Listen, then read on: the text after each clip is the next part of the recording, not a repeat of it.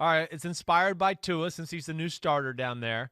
Since Dan Marino retired after the 1999 season, what Dolphins QB has the highest winning percentage as a starter? Gosh. So this could be a guy who just started 2 games and won both of them. I doubt. Like AJ I doubt Feely Pete would do that to you. It's probably somebody okay, minimum like 5 games. Yeah. Okay, I'll just go with the least obvious, but the guy who was the successor to Dan Marino. I'll go with Jay Fiedler. Yeah, good guess. Way to go! Hey, I didn't even look down. There it is, right there. 36-23 and made the playoffs. Yeah. See, the thing is, you could still be adequate after Marino, but you're not Marino. It still feels like a huge drop-off. The huge drop-off didn't come until after Jay Fiedler. So, all right, I get the first pick then in this draft of who's out of the trust tree, players, coaches, teams we no longer have faith in. Where am I going to start here? The entire Minnesota Vikings organization. You're out of the trust tree. I've annulled my relationship. The paperwork has been filed. We're going to the judge in a couple of weeks. Sorry, it's over. It's done. They've built on what they did last year by going completely into the crapper, and it's scholarship year. Give out all those contracts. Everybody's got a buffer. Everybody's fine for this year. Next year, it's going to be different. Next year, we're going to be focused. Next year, we're going to win these games. And ultimately, it comes down to Kirk Cousins, plain and simple. I'm kind of taking them both in one. It's specifically Cousins. It's more broadly the team. They had one more year left, and they could have gotten away from him and tried to rebuild the quarterback position. He's got clear limitations that aren't going to change. He can run the play that's called. He can't improvise when the play that's called falls apart. He doesn't have the skills and ability to run away from pressure.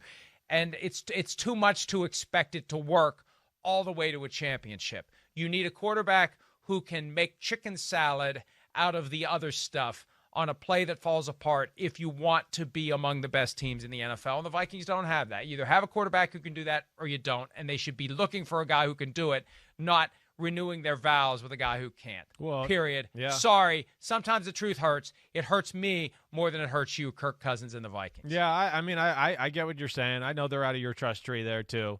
To me, the decision with Kirk Cousins is, either get a high-flying offensive coordinator who can really take advantage of what he has to offer, because, yes, they're kind of asking him to play a game like you're talking about, and that's not what he is. No, it's not. So that to me is the issue there, and I understand you kicking them out of the trust tree. All right, I'm going to go a specific player. I'm going to put Baker Mayfield out of my trust tree. All right, I am. Again, not to say they can't win games and do those things with him at quarterback, but I'm certainly not trusting him to do anything big in a big moment of a football game, or, hey, we're going to start off the game and we're going to let Baker in the pass game carry us and let us get going that way. No, he's out of the trust. You can't trust him with the ball that way.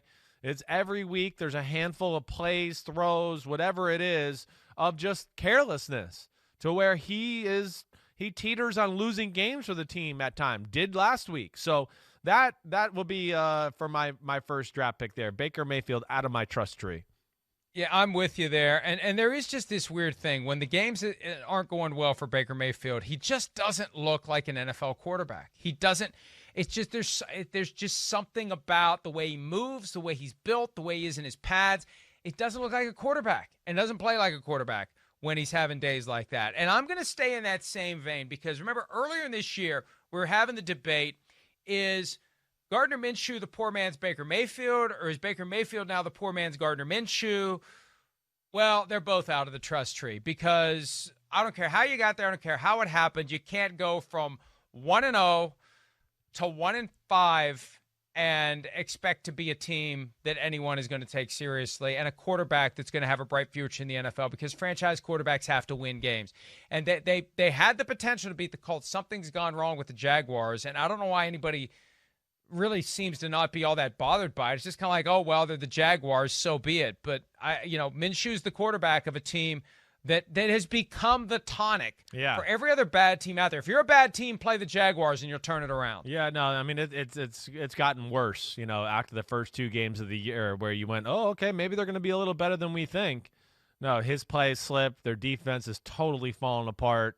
And I'm with you. I mean, I am. And hey, they're another one of those teams that is looking like is going to be in a fight to get Trevor Lawrence. It's going to be the greatest fight ever for one damn guy, and as long as I can remember, because I think he is by far like head and shoulders above anybody else in college football coming out from what. So it's going to be really all about him. All right, my next one, I'm going to go with the Bills defense. Out of the trust tree. Bye. See you later. No longer in the circle of trust.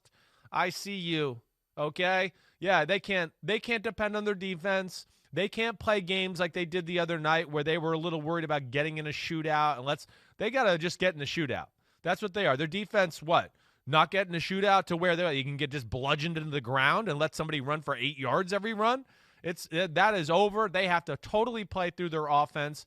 And Sean McDermott's got to get more involved in the defensive side of the ball. Obviously, there's got to be something there. Maybe he's given too much power to Leslie Frazier, whatever it is. Hey, they tried to get some under-the-radar value signings and free agency. You know, we talked about them yesterday, and then none of them have panned out. They really haven't, whether it's Vernon Butler and Mario Addison and anything like that. But they got issues on that. They're out of the trust tree for me on the defensive side.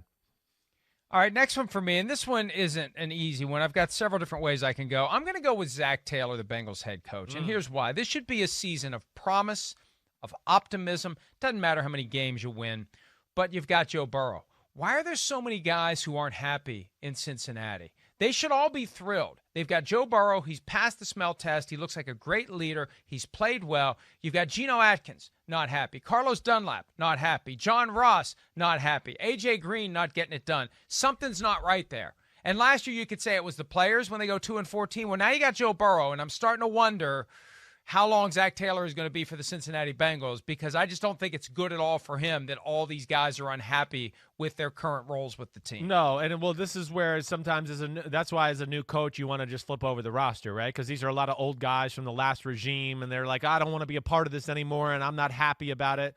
One thing I'll say, get rid of him. I know. Get rid of him. They should be. I got faith in him. He's got to act. Yeah. He's got to act. Now's the time to act. Get rid of those guys. It should be a fire sale here for the next few weeks. Well, what are we hanging on for in Cincinnati? Move on. Let's change the team over. Trade A.J. Green. Trade everybody else. Let's go. All right, my last pick. And I don't like how much they're letting Joe Burrow get hit. That's where I'd be pissed off about with Zach Taylor. I think, you know what? I don't even give a damn that they're in the playoffs right now. The Dallas Cowboys are out of my trust tree. They are. I'm just sorry. I still think the Eagles are going to win the division. Sorry, Dallas. And I just don't trust anything about the organization right now. All the things are bubbling up, star players messing up, all that. So, sorry, Dallas, out of the trust tree. Am I in your trust tree? Of course you are. Can we sit in your trust tree and play rock, scissors, paper? No, we can't. I don't play that game. I play rock, paper, scissors. We'll be back with more PFT Live right after this. Hi, I'm Mike Tirico, and thanks for watching. Make sure to hit subscribe for the latest news and highlights from NBC Sports.